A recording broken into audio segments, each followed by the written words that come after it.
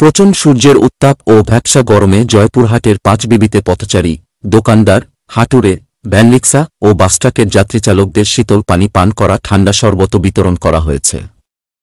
পাঁচবিবি উপজেলা পরিষদ নির্বাচনে চেয়ারম্যান পদপ্রার্থী মোছা সাবেকুন নাহার শিখার নিজস্ব অর্থায়নে তৃষ্ণার্ত মানুষের মাঝে ঠান্ডা কোমল পানি বিতরণ করা হয়।